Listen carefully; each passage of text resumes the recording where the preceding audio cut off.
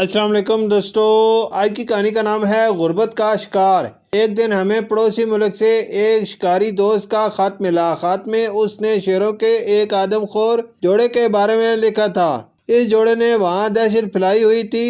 اب تک 6 دیہاتی مرد اور عورتیں اس کا نشانہ بن چکے تھے۔ ہمارے دوست نے ہمیں جلد از جلد وہاں پہنچنے کی تاکید کی تھی۔ ہمارا یہ دوست کئی شکاری مہمات میں ہمارے ساتھ رہا تھا۔ پھر ایک ٹریفک حادثے میں وہ اپنا ایک بازو اور ٹانگ گنوا بیٹھا۔ چونکہ اب وہ خود تو اپنی معذوری کی وجہ سے شکار نہیں کر سکتا، اس لیے اس نے ان آدم خوروں کو مارنے کے لیے ہمیں بلایا تھا۔ یہ خط پڑھ کر ہم اپنے دوست سے ملنے کو بے چین ہو گئے۔ ہمیں شکار کیے ہوئے بھی بہت دن ہو گئے تھے، اس لیے ہم نے جلدی سے تیاری کر لی اور تیسرے دن ہی ٹرین میں سوار ہو کر ایک لمبے سفر کے بعد شام کو اپنے دوست کے گاؤں پہنچے۔ ہمارا دوست ہمارے استقبال کے لیے موجود تھا۔ وہ دلیر شکاری جس نے درجنوں خونخوار درندوں کو مارا تھا، کئی بار شیروں سے دو بدو لڑائی کی تھی، اب ایسا کیوں کہ سہارے چلنے پر مجبور تھا۔ اپنے دوست کو اس حالت میں دیکھ کر ہمارا دل بھر آیا۔ ایک رات اور آدھا دن تو پرانی یادوں کو تازہ کرنے میں گزار دیا۔ دوپہر ہوئی، ہم نے اپنے دوست سے کہا کہ وہ ہمیں درندوں کا ٹھکانہ دکھا دے، ایسا نہ ہو یہ درندے کوئی اور جانی نقصان کر دیں۔ ہمارا دوست ہمیں ایک قریبی گاؤں لے گیا۔ یہ جنگل کے کنارے ایک چھوٹا کام کر رہے تھے۔ ہمارے دوست نے بتایا کہ یہاں پر سرکاری کارندے بھی ان درندوں کا شکار کرنے آئے تھے، مگر نہ جانے وہ اب تک کیوں نہیں مارے گئے۔ ہمارے ہاتھوں میں بندوقیں دیکھ کر لوگ ہمارے گرد اکٹھے ہو گئے۔ ہم نے انہیں تسلی دی کہ وہ بے فکر ہو جائیں، یہ درندے اب ہم سے بچ نہیں سکتے۔ ڈھونڈتے ڈھونڈتے ہم اس جگہ پہنچے جہاں ان درندوں کا ٹھکانہ تھا۔ گھنے درختوں کے بیچ ایک کوہ نما جگہ تھی۔ میں نے اپنے تجربے کی بنا پر اندازہ لگایا کہ شیروں کا ٹھکانہ اسی جگہ ہو سکتا ہے۔ میرا خیال درست نکلا۔ خونخوار درندوں نے یہی اپنا مسکن بنا رکھا تھا۔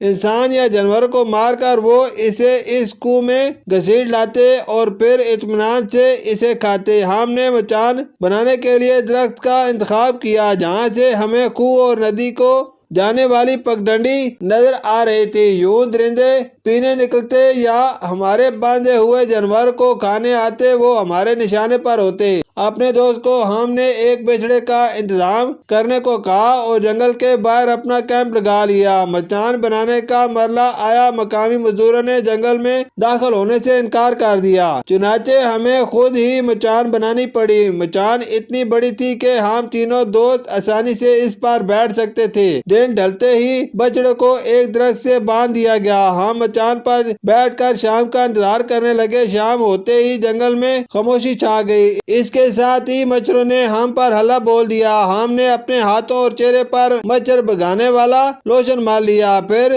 ترموز سے گرم گرم چائے نکال کر پی اور چست ہو کر بیٹھ گئے۔ چاند کبھی بادلوں کی اوٹ میں چھپ جاتا، کبھی اس کی چاندنی میں پتے چمکنے لگتے۔ اچانک چارے کے لیے باندھا ہوا بچڑا اٹھ کھڑا ہوا اور رسی توڑانے کی کوشش کرنے لگا۔ ہم ایک دم چوکنے ہو گئے۔ شیر تو ابھی اپنی کچار سے نکلے نہیں تھے، یہ یقیناً کوئی دوسرا جانور تھا جو بچڑے کی بو پا کر ادھر آ نکلا تھا۔ پھر جھاڑیوں میں سرسراہٹ ہوئی اور ہم نے کسی کو جھاڑیوں سے نکلتے دیکھا۔ ارے یہ تو کوئی انسان ہے، ایک کے منہ سے نکلا۔ واقعی یہ ایک بوڑھا آدمی تھا۔ اس نے دھوتی اور بنیان پہنی ہوئی تھی اور وہ اس طرح ارد گرد دیکھ رہا تھا جیسے کسی کا انتظار کر رہا ہو۔ ہمارا ایک دوست کسی احتیاط کا خیال کیے بغیر بندوق لے کر درخت سے اترا اور بجلی کی طرح اس پر جھپٹا۔ اس نے ایک ہاتھ آدمی کے منہ پر رکھا اور اسے پیٹھ پر اٹھا لیا۔ شکار کا پروگرام دھرے کا دھرا رہ گیا۔ ہم نے اس بوڑھے کو اپنے کیمپ میں لے آئے۔ حلیے سے وہ بہت غریب معلوم ہوتا تھا۔ وہ خود کو چھڑانے کے لیے جدوجہد کر رہا تھا۔ جیسے ہی ہمارے دوست نے اس کے منہ سے ہاتھ ہٹایا، وہ غصے سے بولا، تم نے مجھے کیوں پکڑا ہے؟ میرے بزرگ، شاید آپ کو معلوم نہیں، خودکشی کرنا جرم ہے۔ ہم نے کہا، غربت خودکشی سے بھی بڑا جرم ہے۔ یہ کہہ کر وہ ایک دم رو پڑا۔ پھر اس نے جو کہانی سنائی اسے سن کر ہمارے رونگٹے کھڑے ہو گئے۔ اس نے بتایا وہ اپنے بیٹے اور بہو کی خاطر اپنی مرضی سے شیروں کا لقمہ بننے آیا تھا، کیونکہ اگر کوئی درندہ کسی انسان کو مار ڈالے تو حکومت اس کے گھر والوں کو 2 لاکھ روپے دیتی ہے۔ پہلے بھی جو لوگ مرے ہیں ان کے گھر والوں کو حکومت نے